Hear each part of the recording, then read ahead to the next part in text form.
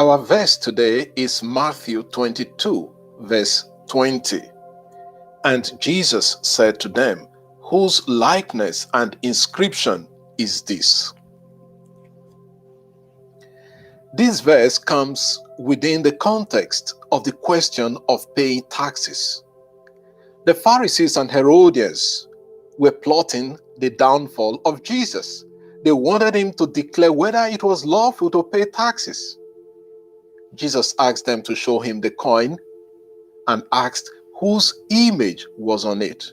And when they said, "Caesar's," he said to them, "Therefore give back to Caesar what belongs to Caesar, and to God what belongs to God." My focus is on the question of Jesus, whose image and inscription is this? The Greek word icon means image or likeness. That's where we get the English word icon, and the Hebrew word is tselem, which means image. This word tselem occurs in different parts of the Old Testament, and the first occurrence is in the book of Genesis, in the story of creation, when God said, "Let us make man in our own image, after our likeness," Genesis 1:26. But a different Hebrew word is used for likeness in that place.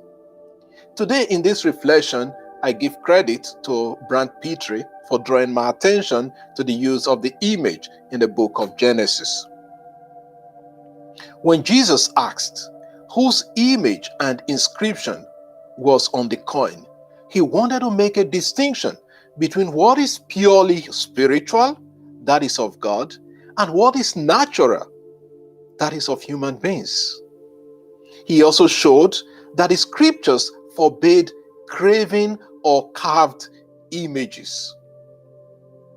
In the book of Exodus chapter 20, we read, "You shall not make for yourself a carved image or any likeness of anything that is in heaven above, or that is in the earth beneath, or that is in the water under the earth." Exodus chapter 20, verse 4.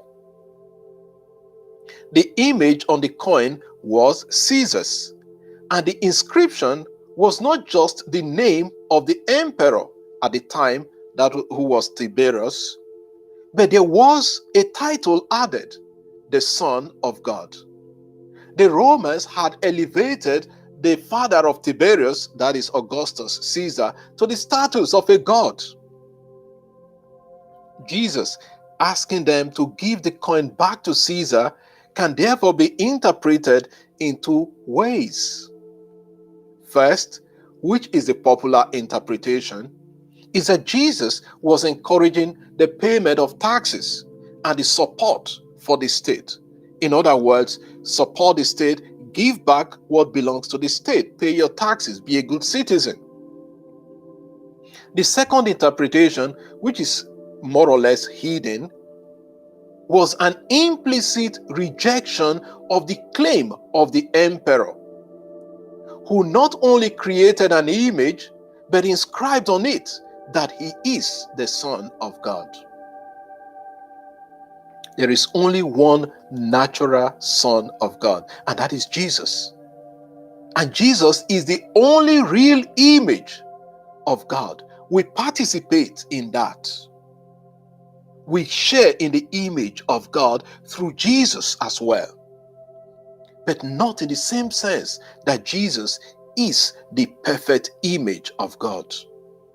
St. Paul attests to the fact that Jesus is the perfect image of God when you read Colossians chapter 1 verse 15 or 2 Corinthians chapter 4 verse 4.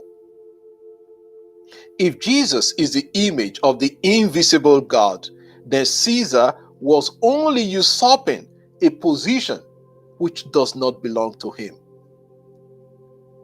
The lesson from this verse is, while we give our money to the state, we must not give the image of God in us away.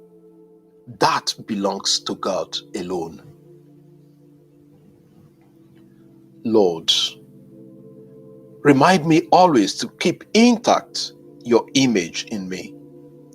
While I contribute to the growth of the state and the world, may I not sacrifice that image on the altar of corruption or evil. Amen. God bless you, and I wish you a lovely day.